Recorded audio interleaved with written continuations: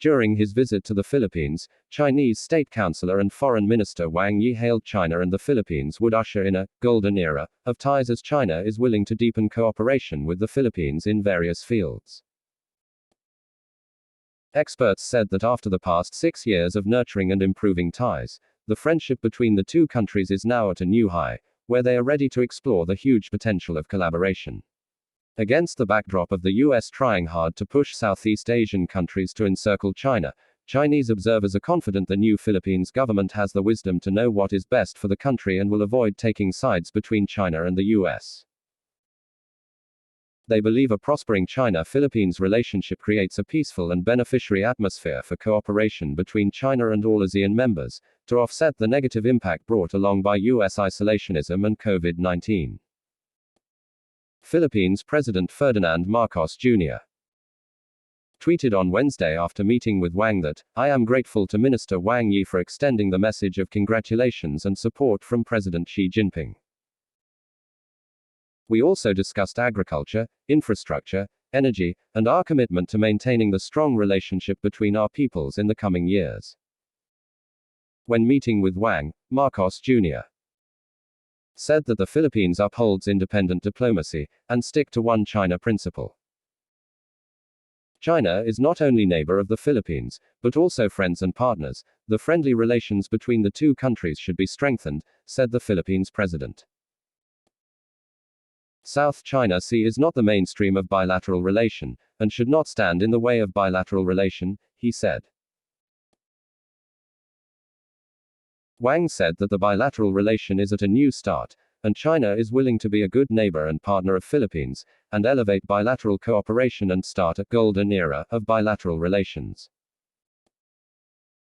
Wang also met with Philippines Vice President Sara Duterte, Foreign Secretary Enrique Manalo, and National Security Advisor Clarita Carlos.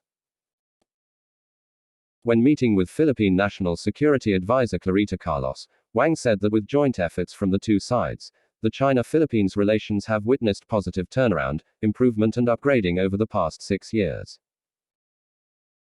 The election of Ferdinand Romualdez Marcos as the new Philippine president has turned over a new leaf in the China-Philippines ties as the people of the two countries have a high expectation on the future development of bilateral relations, he noted.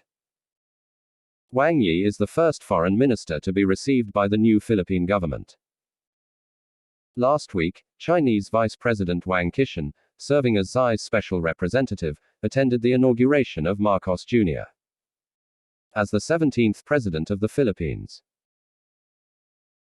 Relations between the two countries are turning a new page, and this means China and the Philippines are going to have upgraded partnership and explore wider and deeper cooperation in areas such as the economy, trade, investment and other areas, Chen Xiangmiao, an assistant research fellow at the National Institute for South China Sea Studies, told the Global Times on Wednesday.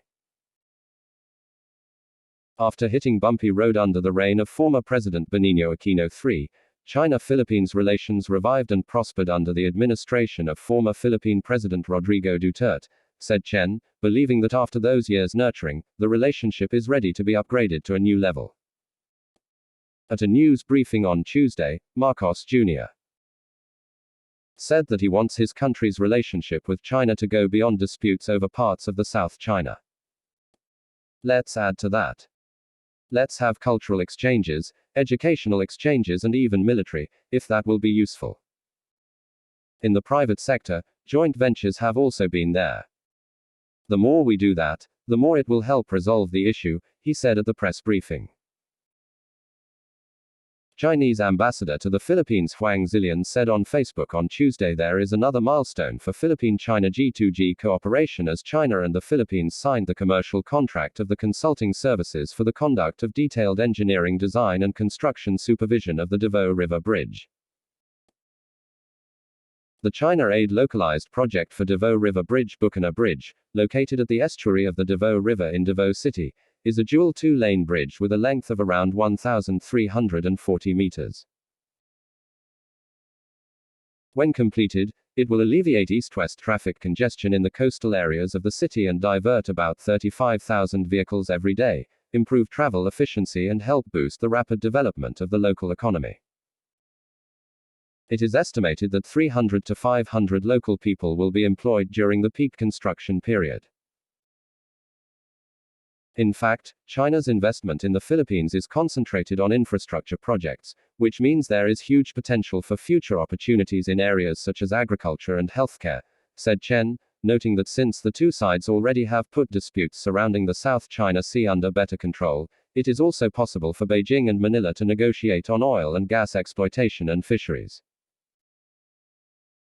When talking about military cooperation, Chen said that although the Philippines is a strong ally of the US in Southeast Asia, it does not deter it from conducting military cooperation with China.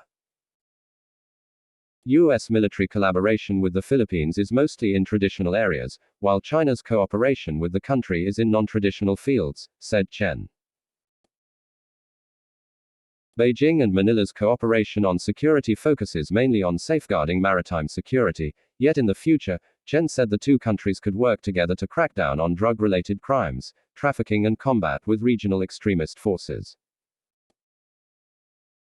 In 2017, China handed over batches of armaments, including rifles, ammunition and sniper scopes to help the Philippines fight terrorism. A broader significance. US President Joe Biden extended an invitation for Marcos Jr. to visit the US less than a week after the latter's inauguration, the Philippines news agency reported on Sunday. Experts see Biden's move as a way to win over its important ally as the Biden administration has hastened the pace of grouping with other Asia-Pacific countries to contain China. On the other hand, the US is also on edge to see where the new Philippines government stands on its relations with China and with the US. Around the time Marcos Jr. took office, US media published a slew of articles focusing on what stance the Philippines' new president will take when being placed in the middle of the contest between Beijing and Washington. In an article published on Wednesday, Associated Press said that Marcos Jr.'s Tuesday remarks were playing a balancing act. Experts are confident the Philippines' new government has the wisdom to make choices that would turn out to be the best for the country. Marcos' top priority is to boost the domestic economy and improve people's livelihoods. He will not randomly take sides between China and the US but will take a stance which can best serve Philippines' national interests and promote industrialization and modernization, Zhu Liping, a research fellow on Southeast Asian studies at the Chinese Academy of Social Sciences in Beijing, told the Global Times on Wednesday. The Philippines, as well as other ASEAN members, is facing multiple challenges brought about by the COVID-19 pandemic, the Russia-Ukraine crisis and the US-led Western anti-Russia sanctions, which have deeply interrupted global supply chains, markets and the economic order, said experts. The US is trying to further its influence in the Asia-Pacific region by instigating conflicts and tensions, as Washington wants to engage in a great power competition against Beijing and has attempted, by using its regional allies, to instigate bloc-to-bloc confrontation in the region. So ASEAN, which prioritizes economic development, is now facing serious challenges and desperately needs the certainty, confidence and protection for the members' economies. This will ensure that China-ASEAN ties are even closer because both parties share a consensus over development and multilateralism, and the region has strong confidence in China's development and clear understanding of China's national strength, analysts said. ASEAN remains China's largest trade partner, accounting for 14.6% of China's total foreign trade in the first 4 months of 2022, with the EU and the US ranking second and third, according to customs statistics released in May, the latest data available. Stable and positive China-Philippines relations also inject momentum to development of relations between China and all other ASEAN members. The two countries' contribution to regional integration, cooperation in various fields and maritime stability creates a peaceful and beneficiary atmosphere for the whole region, Chen said.